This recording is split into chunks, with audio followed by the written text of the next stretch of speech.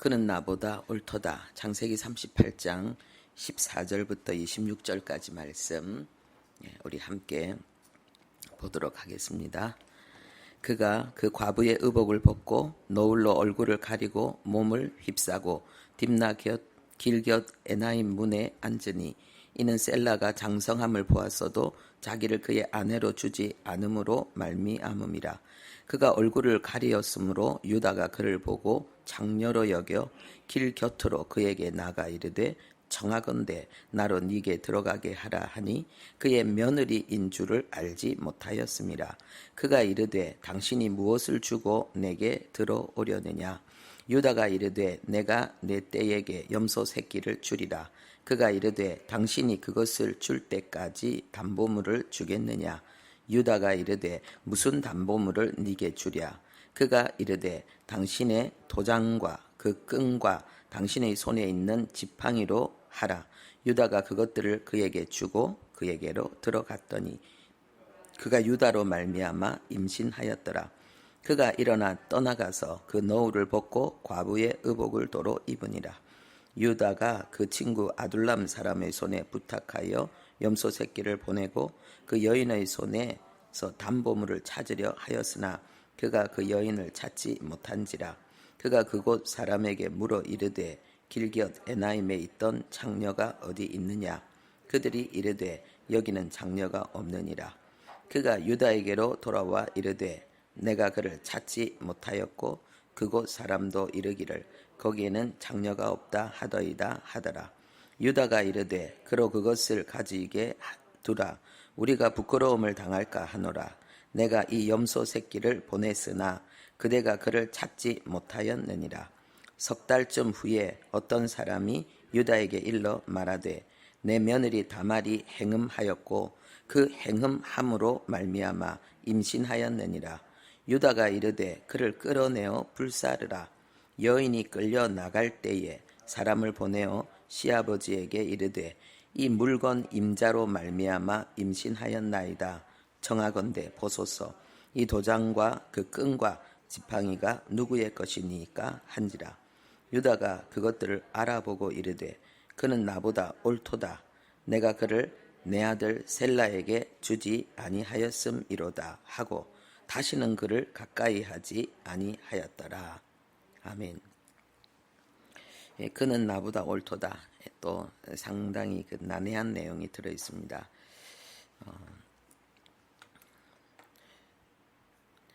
저는 이 본문 내용을 통해서 첫 번째로 말하고 싶은 것이 성경은 포장된 책이 아니다. 무서울 만큼 사실을 기록하고 있다. 이 다말이 시아버지를 범하고 아이를 임신하는 이 내용이 성경에 기록되어져 있습니다. 끔찍한 사건이죠. 세상에도 흔히 있지 않는 이런 일이 있겠나 싶은 내용이 성경에 기록되어 있습니다. 그래서 저는 생각할 때 정말 성경은 세상에서 단 하나밖에 없는 진실한 책이다. 우리가 일기도 쓰다 보면은 나 혼자 아는 일기지만은 자세히 보면요, 그 일기가 포장되는 것을 느낄 수 있습니다. 거짓과 위선이 그 속에까지도 들어있는 거죠. 그러면 하나님도 무서울 만큼 나에 대해서 철저하게 사실을 알고 있지 않겠습니까? 그래서 누구도 하나님의 심판대 앞에서 그 죄의 책을 하나님이 펼칠 때에 누구도 하나님의 그 준엄한 심판을 거부하지 않고 다 받아들이게 된다고 성경은 기록합니다. 그 심판을 피할 수 있는 유일한 길은 예수님의 의로 옷 입고 하나님 앞에 나가는 길밖에 없습니다. 우리가 하나님의 눈을 정말 제대로 의식하면서 살아야 될 것 같습니다. 두 번째로 저는 이 본문 말씀을 통해서 유다는 의로운 자가 아니었다. 유다가 누굽니까? 12아들 중에서 장자권을 받은 자입니다. 야곱이 12아들 중에 유다에게 장자권을 주었습니다. 토라를 하나님의 말씀을 가장 잘 이해하고 소유한 아들이라는 거죠. 그런데 그는 의로운 자가 아니었다는 거예요. 죄인이었다는 거예요. 우리가 오늘 38장이 본문인데요. 37장에 보면 요셉이 상인들에게 팔려 애굽으로 끌려가는 내용이 나옵니다. 보디발의 집에 들어간 내용이 나옵니다. 그런데 이것을 제의한 자가 누구냐? 유다였습니다. 참 우리가 그냥 사실은 어떤 분이 우리가 함께 나눈 대화인데 죽는 순교와 삶 순교 어떤 게 더 어려울까? 삶의 순교가 더 어려운 부분들이 있다는 거예요. 우리는 삶의 순교의 부름을 받은 자들이라는 거죠. 우리는 그죠? 내적인 순교의 부르심을 받은 자들이라는 거죠. 예. 그래서 골리앗 앞에 서는 것도 쉽지 않지만은 누구죠? 밧세바의 유혹을 이기는 것은 더 어려운 것이다. 우리 이걸 기억하고 우리가 이 자유로운 나라에서 정말 하나님 앞에 그 신앙의 정도를 걸어가는 것, 그 하나님이 주신 그 복을 제대로 누리고 표현하고 있는 것, 대단한 거죠. 38장에 보면은요, 그 유다가 이방 여인과 결혼해서 새 아이를 낳는 장면이 나옵니다. 엘 오난 셀라. 그런데 자기도 이방 여인과 결혼했는데 이 다말을 데리고 와서 엘의 며느리로 찍습니다. 그러니까 이거는 어떻게 보면은 이건 특별히 기록된 거예요. 유다가 다말을 데려왔다는 거예요. 어떤 이유로 데려왔는지는 모르지만은 하여튼 뭔가 의미가 있는 것 같죠. 그런데 엘이 하나님 앞에 악해서 죽임을 당한다 그랬습니다. 우리는 악해서 죽는 자가 아니고 천수를 다하고 죽기를 바랍니다. 네.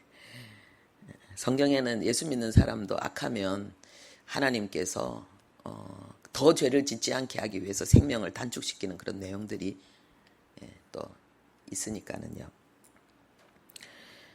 그래서 엘이 죽임을 당하자 이제 이 둘째 아들 오난에게 이 다말에게 아이를 낳게 해주라고 했을 때에 이 오난이 그것을 주지 않아서 씨를 주지 않았다 그랬습니다.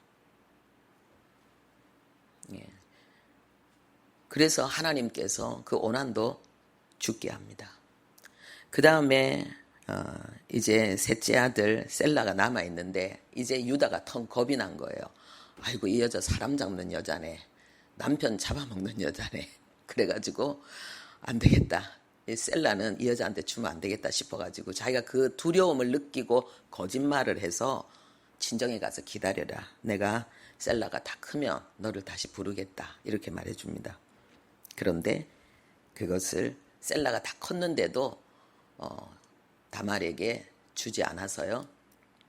그래서 다말이 이 시아버지를 범한 것입니다. 이것은 당시 그 계대법이라는 게 있습니다. 형제가 죽으면은 형제가 그 죽은 형제를 다시 부활시키는 거예요. 그의 이름과 그의 재산을 부활시켜 주는 거예요. 그에게 씨를 줌으로 말미암아서. 그러니까 아이를 낳는데 자기 아이가 아니고 형의 이름의 아이가 되는 거죠. 왜 그렇게까지 해야 되는가? 여자는 결혼하면 그 남편의 소유가 되거든요. 그러면 그 남편에게 주어진 모든 상속 재산이 그 남편이 죽으면은 이 부인에게 오지 않아요. 그러면 남편이 죽으면은 이 여인은 자식이 있어야 되는 거예요.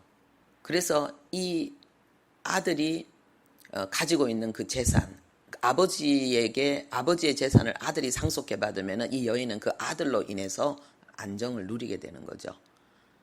그렇기 때문에 이것은 죽은 형제의 생명과 재산을 지키고 부활시키는 것뿐만 아니라 남편도 자식도 없는 이 가난한 여인, 이 비참한 과부를 구원해서 온전한 삶을 살게 하는 그 내용이 들어있는 거예요. 이것은 남편도 자식도 없이 죄악 가운데 세상에 던져진 불쌍한 하나님의 백성인 우리의 그 형 되시는 예수 그리스도를 통해서 다시 우리를 부활시켜주는 그 복음의 내용이 또한 이 속에 들어있는 거죠. 그래서 이것은 그 시대 사람들에게는 이렇게 당연히 통용되고 인식되는 그런 문화였습니다. 그런데 하나님이 원하시고 그 당시에 그런 문화도 있는데 지금 유다가 그걸 거부한 거죠. 하나님께서 이 내용을 숨겨도 되는 이 내용을 기록하신 이유가 뭘까요? 우리가 하나님의 자녀인데 우리는 의로워서 자녀가 된 게 아니라는 거예요. 우리는 더 의로워서 지금 예수를 믿고 있는 게 아니라는 거예요. 우리는 이 시대의 장자의 복을 받은 자 아닙니까? 오직 하나님의 택하심, 하나님의 은혜와 긍휼로 말미암아 우리는 지금 하나님의 자녀의 삶을 살고 있다는 것입니다. 예. 그리고 또 여기 보면은요, 이 난해한 구절이 이 유다가 이제 이 며느리가 임신했다는 거 3개월 되면은 표시가 나는가 봐요. 예. 그래서 이 소식을 듣게 되자 이 유다가 망설이지 않고 그 여인을 끌어내 불태워 죽이라 그럽니다. 그런데 이 여인이 내가 이 사람으로 말미암아 가장 그 사람이라는 사실을 정확하게 알 수 있는 도장과 끈과 지팡이를 드러내는 거예요. 이 지팡이를 드러낸다는 것도 상당히 의미가 있죠. 여기에 이 묵상책에 기록되어져 있습니다. 이 지팡이는 그 공동체의 수장 리더를 이야기하는 거예요. 내가 지팡이를 가지고 있다는 것은 내가 이 사람의 허락을 받았다는 거죠. 예. 그런데 이 여인을 끌어내 죽이라 그랬는데 지금 유다가 뭐라고 말하느냐? 그 여인이 나보다 옳다. 그러면서 이 여인에게 그 선고한 그 사형 선고를 철회합니다. 그가 나보다 옳다 이렇게 얘기합니다. 우리는 여기에서 그러면 이 여자가 시아버지를 범하면서까지라도 자기가 그 장자의 유업을 자기가 아들을 낳아서 지키려고 한 이게 옳단 말인가? 이렇게 이 말로만 보면 오해할 수 있습니다. 지금 이 상황은 뭐와 똑같습니까?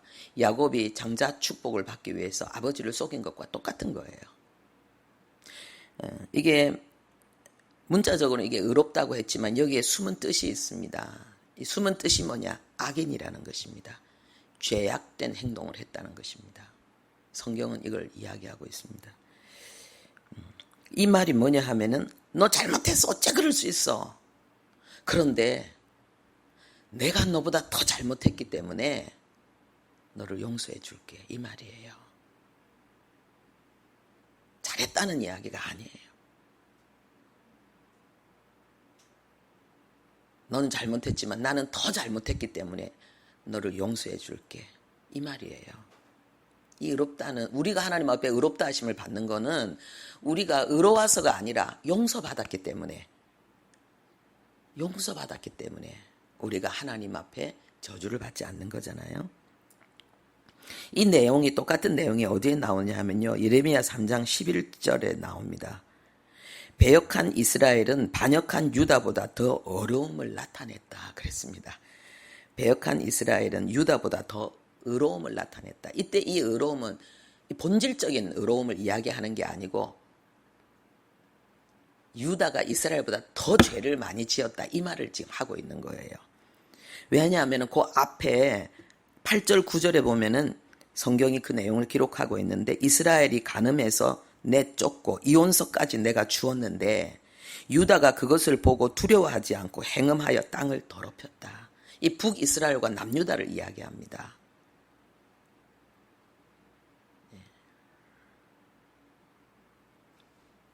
그런데 이 북이스라엘보다 이 남유다가 더 거룩해야 되는데 거기에 성전이 있고 거기에 많은 그 성전을 중심으로 해서 이 사방에 흩어져 있던 레위족들이 또 막 몰려들었어요. 제사장들이 몰려들었어요.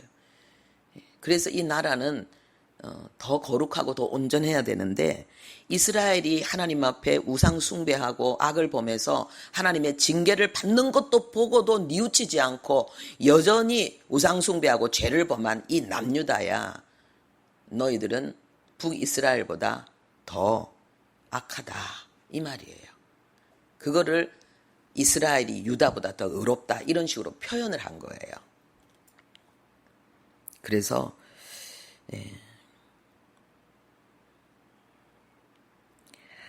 이 내용을 통해서 저는 정말 세 가지의 다짐을 했습니다. 반드시 선을 행한다고 하면서 악을 행하지 말아야 되겠다. 목적이 선하다고 해서 그 과정에 악을, 불의를, 추악을, 해를 끼치는 그 일을 행하지 말아야 되겠다. 그리고 두 번째, 우리 속에는 뼛속 깊이 내가 의롭다는 사상이 있습니다. 뼛속 깊이. 죄인은 자기를 의롭다고 여깁니다. 그래서 뭔가 은혜 받고 내가 하나님의 자녀가 되었다는 것에 대해서 내가 뭔가 의롭다는 의식이 내 안에서 뭉글뭉글 올라옵니다. 응답받으면, 은혜 받으면, 힘 얻으면 내가 더 의로운 척 착각을 하게 되어 있습니다. 이 어리석음에서 완전히 우리는 벗어나야 됩니다. 정말 탈퇴해야 됩니다. 바울이 뭐라 그랬느냐? 나는 죄인이고, 나는 죄인 중에 괴수고, 나는 사도들 중에 가장 작은 자다. 나는 부족한 자다. 이게 하나님의 영에, 하나님의 빛에 붙들린 자입니다. 성령의 지배를 받고 성령에 점령되고 하나님의 빛과 영광 가운데 있는 자는 자기의 의로움을 보는 것이 아니라 자기의 죄를 봅니다. 그 죄 때문에 주눅 들고 그 죄 때문에 고개 숙이는 것이 아니라 그 죄로 인해서 이런 나를 하나님이 선택하셨고 이런 나를 구원하셨고 이런 나에게 이 은사를 주시고 이 사명을 주신 게 너무 감격해서 교만해지지 않는 거죠.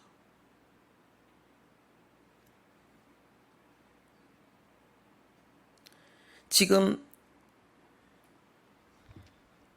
유다가요, 이럴 수도 있어요. 자, 모두 물러가! 그러고 다말을 가까이 불러가지고 혼자 살짝이 니 아무리 어째 그럴 수가 있냐? 니 너무했다. 내가 목숨은 살려주는데 가라. 이러고 다른 사람한테 그냥 뭔가 숙덕숙덕 하면서 살려주는데 그 이유는 말하지 않을 수 있잖아요. 그렇죠? 아니 뭐 이유가 있는갑다. 피칠 못할 뭐 사정이 있는갑다. 그래서 관대하게 이 며느리를 용서해 줬는갑다. 그죠? 이렇게 여기게 할 수도 있잖아요. 그런데 유다는 뭐 합니까? 내가 죄를 범했다는 거예요. 내 며느리의 아이의 아비가 나다는 걸 지금 사람들에게 알리고 있는 거예요. 공개적으로 알리고 있는 거예요.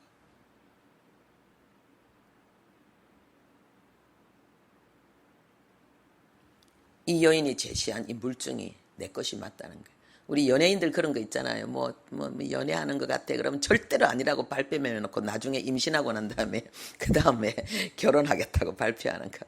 그런 거 있잖아요. 그죠?